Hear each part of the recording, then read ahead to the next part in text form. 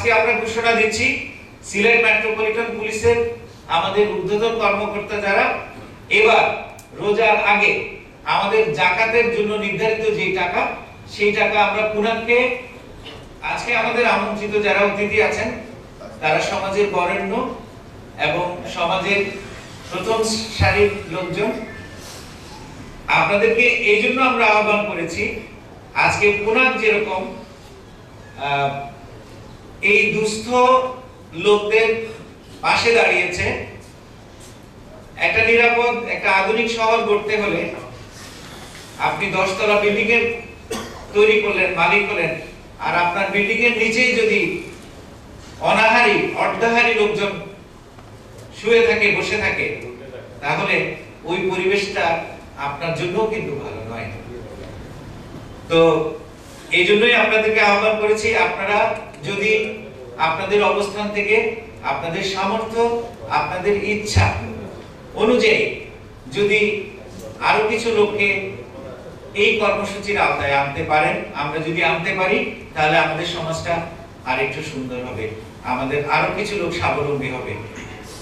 আমাদের ধর্মে এই যে যাকাতের একটা বিষয় আছে, যাকাতের একটা থিম হচ্ছে আমি যাকাত যাকে দিব পরবর্তী বছর যেন সে যাকাত দিতে পারে। অর্থাৎ আমার যাকাতের টাকা দিয়ে তাকে আমি স্বাবলম্বী করে দিলাম। এখন আমি ধরেন 1 কোটি টাকা যাকাত দিচ্ছি, উদাহরণস্বরূপ 1 কোটি টাকা যাকাত দিচ্ছি 1 লক্ষ লোকের মধ্যে, তাহলে যাকাতের পরিমাণ হচ্ছে 100 টাকা। এইটা তার এক বেলার পূর্ণিবৃত্তি হয়তো করতে পারে, সাস্টেইনেবল কিছু হয় না, কিন্তু ধর্মের আদর্শটা ছিল ওখানে।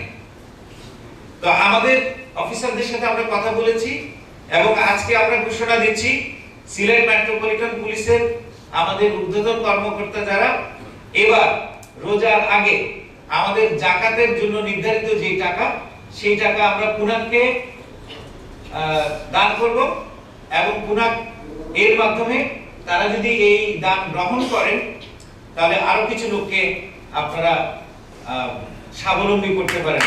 আপনাদের এটা হচ্ছে স্বাবলম্বী কর্মসূচি 2 আর 3 যেটা, তার জন্য আমাদের সম্মানিত এখানে স্টেক হোল্ডার যারা আছেন, সম্মানিত নাগরিক বরেণ্য ব্যক্তিত্ব যারা আছেন, তাদের প্রতি আমি উদাত্ত আহ্বান জানাবো আমাদের এই সামাজিক কর্মসূচি, পুনাকের এই সামাজিক কর্মসূচিতে এগিয়ে এসে তাদের পাশে দাঁড়ালে আমাদের শহরটাকে আমরা সুন্দর করতে পারবো।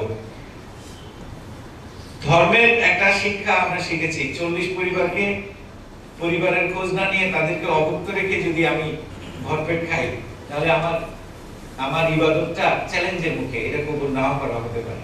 এটা আমাদের ধর্মের মধ্যে বলা আছে। তো আমরা আমাদের সমাজটাকে সুন্দর করতে হলে শুধু নিজের জন্য নয়, সমাজের অন্যের জন্য করতে হবে, সমাজকে নিয়ে ভাবতে হবে। আমাদের এই সমাজ থেকে আস্তে আস্তে দেশকে এইভাবে একটা সুন্দর একটা সুশৃঙ্খল সমাজ, একটা পরিবেশ তৈরি হয়।